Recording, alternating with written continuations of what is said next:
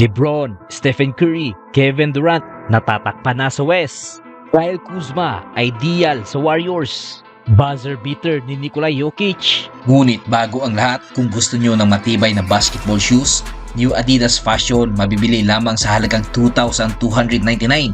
I-click lamang ang link sa comment section or bisitahin lamang ang tpen.com for more high quality shoes. Si LeBron James, Stephen Curry at Kevin Durant ay hindi na ang naghahari sa West at oras na upang tanggapin natin ito mga kaibigan.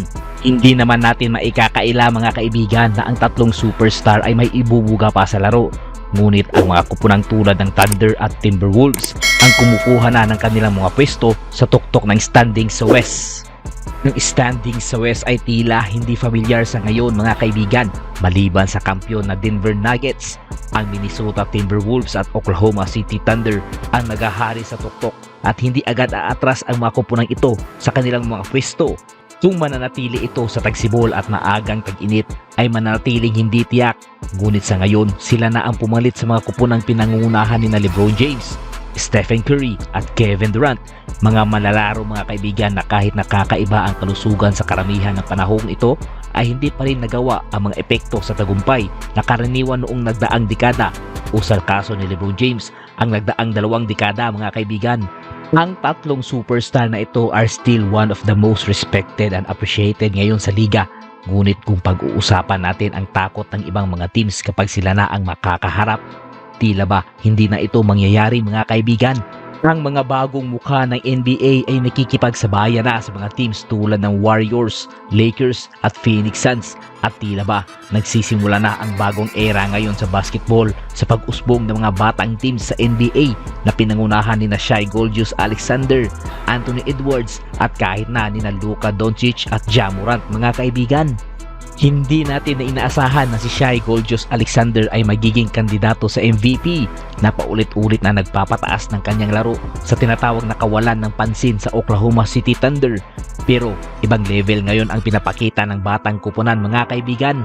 Ang Timberwolves naman mga kaibigan ay hindi talaga itinuturing na isang seryosong operasyon kahit na binigyan sila ng bahagyang pagkakailanlan ni Kevin Durant. Subalit ngayon mga kaibigan, si Anthony Edwards ay may gustong patunayan sa liga. Sila ngayon ang number 1 team sa standing sa Western Conference.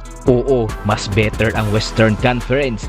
Tiyak na mas magaling kaysa noong nakaraang 2 seasons mga kaibigan kung saan mix ng mga batang players at veterans at ang kabataan ay nagbibigay ng serbisyo sa team. Si LeBron James, Stephen Curry, Kevin Durant at marahil ilan pa ay nagbago ng ating iniisip tungkol sa pagtanda sa NBA ni parang itinigil nila ang orasan.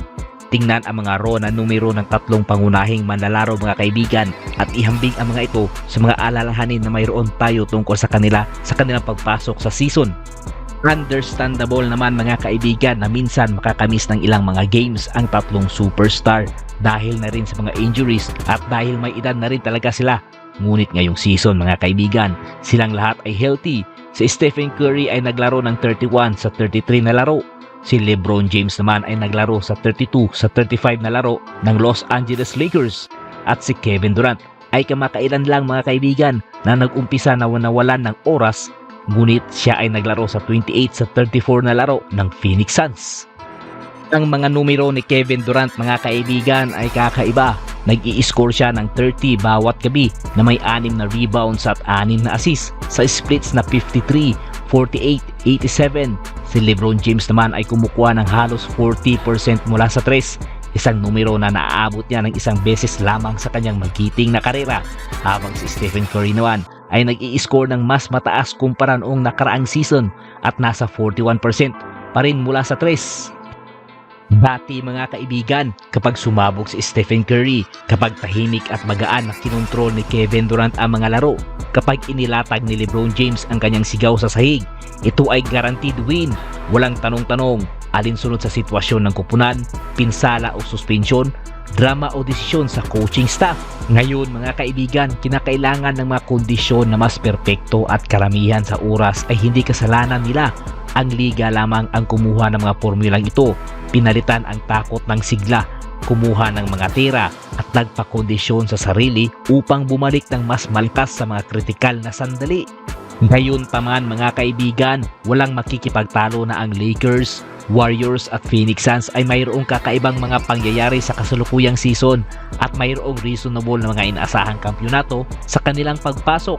At Kyle Kuzma mga kaibigan ay itinuturing na isang ideal na target para sa Golden State Warriors sa isang trade. Ng season ng Golden State Warriors mga kaibigan ay tila ba hindi umayon sa plano. Ika-11 sila ngayon sa standings ng Western Conference na may 16 to 17 na talaan. Nakaharap sila sa mga problema sa injury ng ilang mga players. Ang ilan sa kanilang pangunahing rotation players ay hindi pa rin nakahanap ng kanilang rhythm kahit malapit na ang kalagitnaan ng regular season. Sa gayon mga kaibigan, maaring tingnan ng Golden State Warriors ang trade market upang baguhin ang kanilang season. Ang pagdagdag ng ilang karagdagang laki at puntos sa Wings ay maaaring maging isang potensyal na paraan upang mapabuti ang kabuuang produksyon ng kupunan. Ayon kay Zach Buckley ng Bleacher Report, si Kyle Kuzma ay maaaring maging magandang fit sa rotation ni Steve Kerr. Hindi gaanong mayroong mga assets ang Dubs upang habulin ang ilan sa pinakamalaking pangalan sa trade market. Ngunit maaring may sapat silang mga pyesa upang maidagdag si Siakam o Kuzma. Paliwanag ni Buckley mga kaibigan ng Bleacher Report, hindi sila tayo number 1 na mga star, ngunit maaring kaya nilang maging pangalawa o pangatlong opsyon sa isang contender kasama sila sa tabi ni Stephen Curry. Na-develop si Kyle Kuzma mga kaibigan bilang isang maaasaang forward sa kanyang 3 taon sa Washington Wizards. Sa kasalukuyang season, siya ay nag-average ng 22.8 points, 6.1 rebounds at 4.3 assists habang may 46.8% sa field at 35.7 mula sa 3-point range. Si Buckley ay tumitigil muna sa pagsalaysay kung ano ang maaaring kailanganin upang makuha si Kuzma. Siya ay naging isang pangunahing bahagi ng roster ng Washington Wizards at patuloy na nagpapakita ng kanyang kakayahan. Gayunpaman mga kaibigan, kung naisip ng Golden State Warriors na siya ang tamang pagkakasyahan para sa kanilang kupunan, dapat silang magkaroon ng sapat na assets upang bangakit ng Wizards front office na pumasok sa negosasyon. Hindi pa ito tiyak mga kaibigan kung magpapasya ba si Mike Dunleavy Jr. na gumawa ng isang trade bago ang February 8 trade deadline. Ang intense ng laro ng Golden State Warriors at Denver Nuggets ngayon mga kaibigan, kung saan muntik pang umabot sa overtime mga kaibigan. Ito ang mga naging highlight sa laro nila kanina.